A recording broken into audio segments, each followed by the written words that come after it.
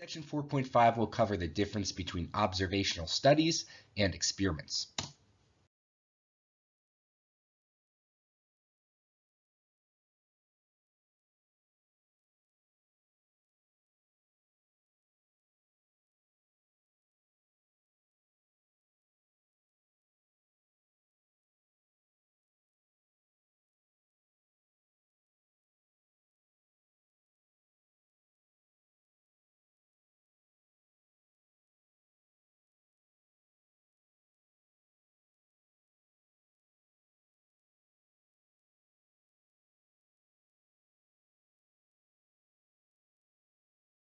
Now, the reason that we can't draw those cause and effect conclusions from an observational study is because it's always possible that it could be confounded by some kind of lurking variable that we're not accounting for.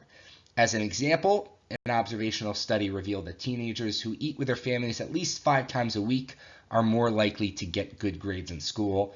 So can we conclude that in order to boost your GPA, you should eat dinner with your family more often? We can't. It's not appropriate to conclude that increasing the number of meals will cause your grades to improve because there could be other variables at play. For example, maybe students who work part-time have less freedom to eat with their family and also have less availability to study, causing their grades to be lower.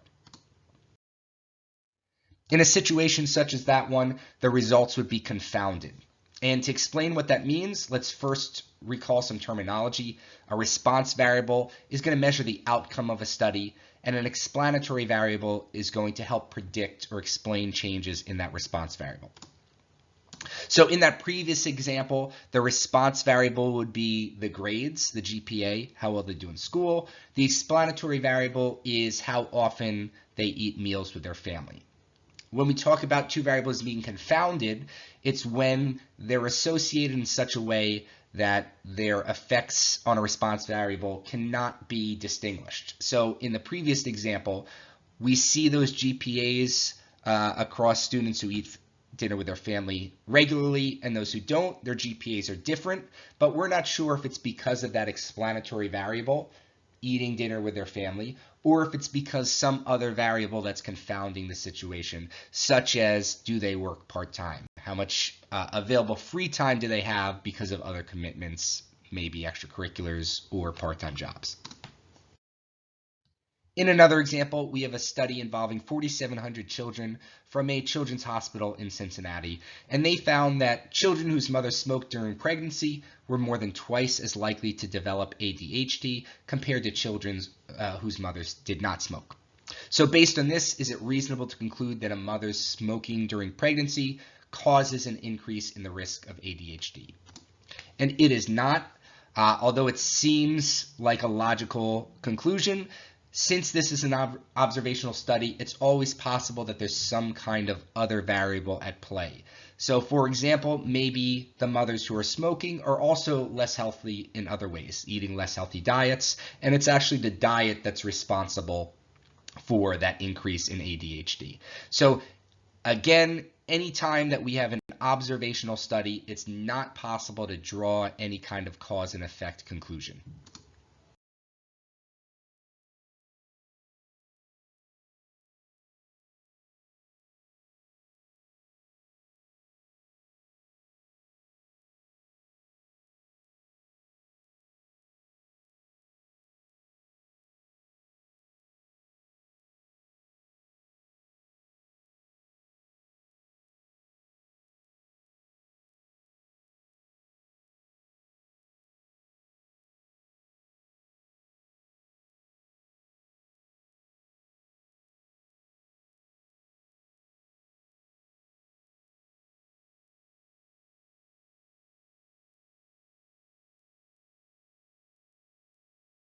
Most importantly, there's no comparative element in this experiment. Let's say we give all the students soda, we see their pulse rates go up. It's possible it was because of that caffeine, but it's also possible that something else during that 15-minute span caused their pulse rates to increase. For example, there could have been a fire drill, or maybe the statistics lesson that day was just really, really exciting. On top of that, the soda has sugar as well as caffeine. So any increase we see could be due to the presence of caffeine or the presence of sugar. So it's important to include some kind of comparative element with the group getting caffeine and another group that's not getting that treatment variable, right? And that's called the control group. So in this case, we'd want a control group to provide a baseline for comparing the effects of other treatments. In some cases, a control group won't be given anything at all, or they'll be giving something that doesn't have the main treatment, in this case caffeine, that we're treating the other subjects with. So we're going to have two groups that we're comparing, and in a well-designed experiment, we want those groups to be as similar as possible, with the only difference is the treatment that they're receiving. So we've identified sugar as a possible other variable that could increase a person's pulse rate. So we want to make sure that both of these groups are ingesting sugar. One gets caffeine, one doesn't. So the best way to do that is to have one group drinking the regular soda with caffeine, and the other group would get a caffeine-free soda. That way they're ingesting all the same material, the same ingredients, aside from the actual treatment, which is caffeine for one group and caffeine-free soda for the other group. Now, when we split these students into the caffeine group and non-caffeine group, it's important that they don't know which group they're in. And the reason for this is because if they expect their pulse rate to go up because they're drinking a caffeinated soda, that actually can cause their pulse rate to go up regardless of the caffeine itself. This is something called the placebo effect, and it's related to psychology. Our minds are very powerful. If I give you a treatment and say this will cause your heart rate to increase, and you drink that or eat it or take a pill or whatever it is, that pill could just be a Tic Tac, and your pulse rate will increase just because I've inceptioned you into thinking that's what's going to happen. That's called the placebo effect, and it describes the fact that some subjects in an experiment will respond favorably to any treatment, whether it's active or inactive, just because psychologically they respond to it. So to get around the placebo effect, we want to have what's called a placebo.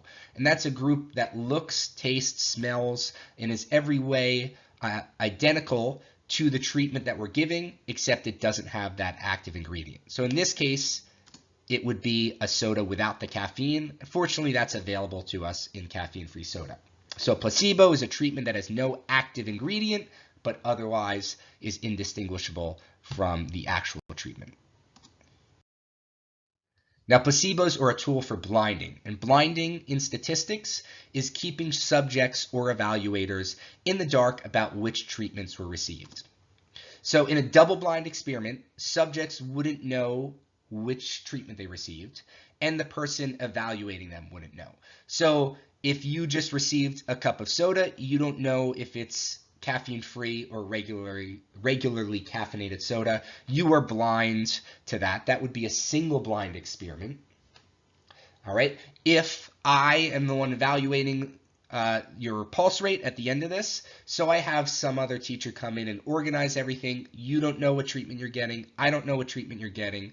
That's a double-blind experiment. Okay. It would also be single-blind if I don't know, but you do know. So anytime we both, the subjects and evaluators, don't know, that's double blind. If just one of those two groups don't know, that would be a single blind experiment. So these are all things we need to keep in mind when creating a well-designed experiment. Also, some terminology.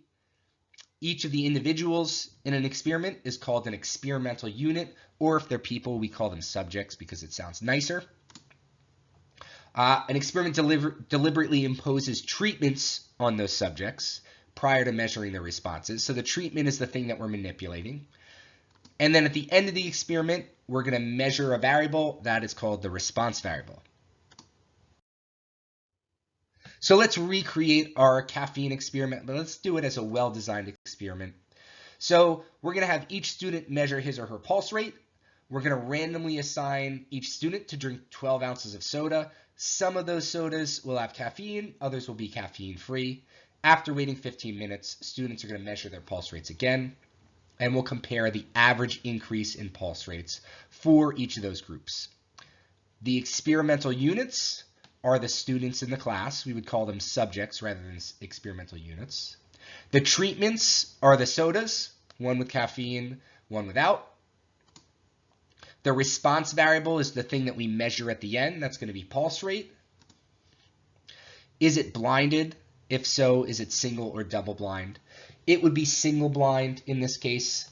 I'm the one organizing it.